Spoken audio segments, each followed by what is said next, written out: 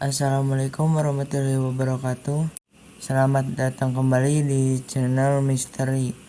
Kali ini kami akan berbagi kisah yang berjudul Disiksa Jin Persugihan. Karena lalai memberikan sesaji dan melanggar pantangan, jin pesugihan itu akhirnya berbalik menyiksanya.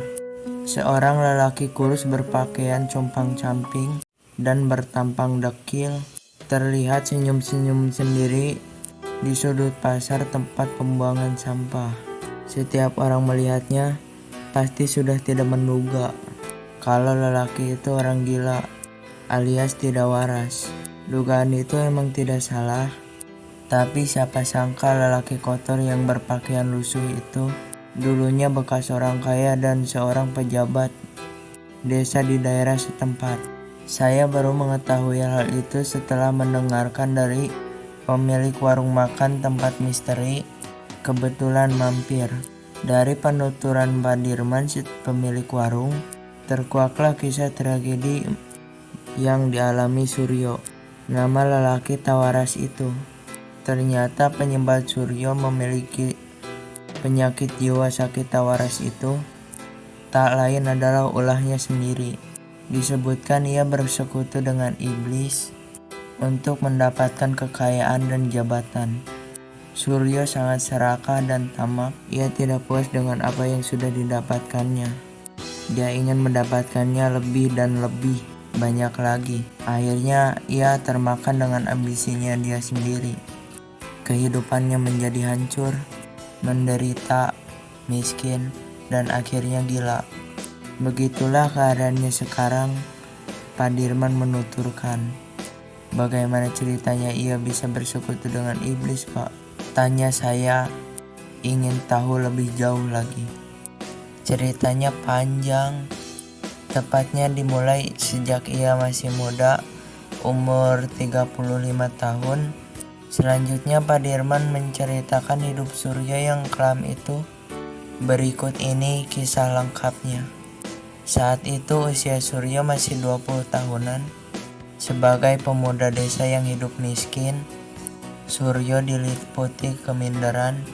Dia jadi kurang pede dalam pergaulan, apalagi wajahnya tergolong tidak tampan, hanya pas-pasan. Namun cinta tak pandai kulu, cinta memang tak pernah mengenal kasta.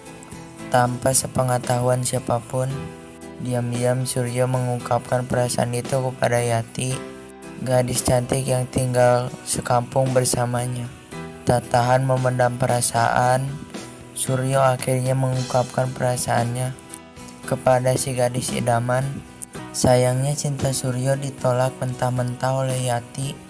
Bahkan dengan terang-terangan Yati bercemooh dan mengejek Suryo. Cah edan, tidak pandai berkaca.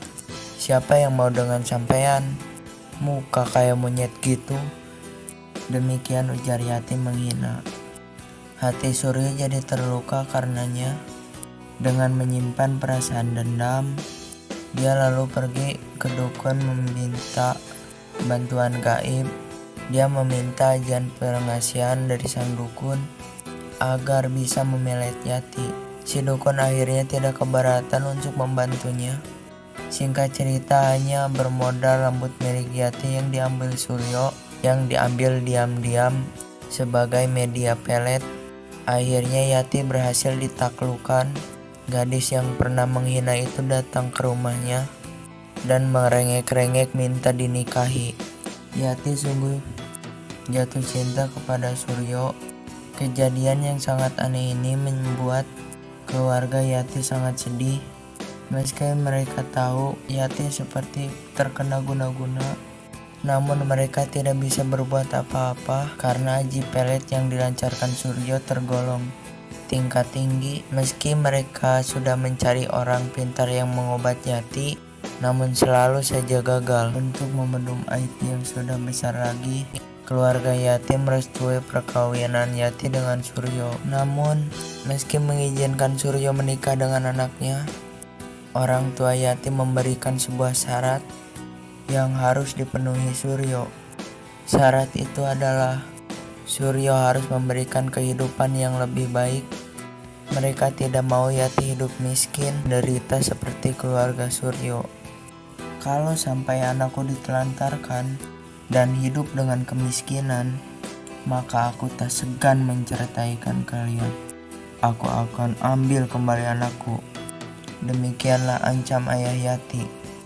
Suryo menyanggupi permintaan orang tuanya, walau sebenarnya cukup berat untuk dipenuhinya. Bagaimana tidak berat? Dengan status pengangguran dan orang tua yang miskin, mungkinkah ia mampu melakukan kehidupan yang layak buat istrinya? Untuk makan sehari-hari saja, Suryo masih tergantung kepada orang tuanya yang hanya bermata pencarian petani. Akhirnya tiada ada jalan lain yang bisa ditempuh kecuali dukun yang setelah sukses memelet Yati, tampaknya Suryo ingin ketagihan untuk mengatasi kesulitan hidupnya dengan jalan mistik. Kali ini ia pengen memiliki kekayaan dengan waktu relatif singkat. Ia sering mendengar ritual pesugihan yang bisa membuat orang kaya mendadak. Walau harus menempuh resiko tidak ringan, Suryo akan menempuh jalan itu. Ia kembali mendatangi dukun yang pertama kali menolongnya. Tapi tidak seperti pertama datang dulu. Kali ini sang dukun sempat mengingatkannya. Maaf Suryo, bukannya aku tidak ingin membantumu, tapi hal ini menanggung resiko yang berat. Kamu harus mempersembahkan tumbal dari keluargamu sendiri hingga bisa tercapai keinginanmu itu. Selain itu, kamu juga bisa merawat dengan telaten kekuatan gaib yang akan membantumu memberikan harta kekayaan. Apakah kamu sanggup menghadapinya? Kata sang dukun. Saya sanggup, Ki. Saya capek jadi hidup orang miskin. Saya siap menghadapi resiko apapun. Tapi Suryo, kekuatan gaib yang membantu mencarikan kekayaan tergolong ganas dan tingkat tinggi.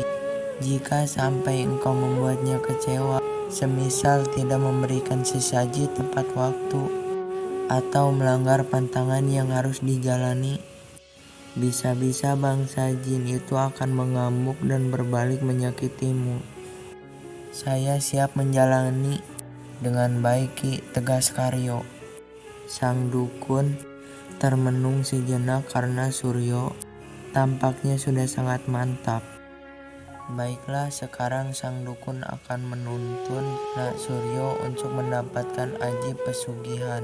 Katanya untuk dia beberapa saat lamanya. Begitulah dengan tuntunan ayahnya meninggal dunia. Kematian ayahnya yang terkesan wajar disadari Suryo. Sebagai bentuk tumbal pertama yang telah dipersembahkan, hatinya sedih juga.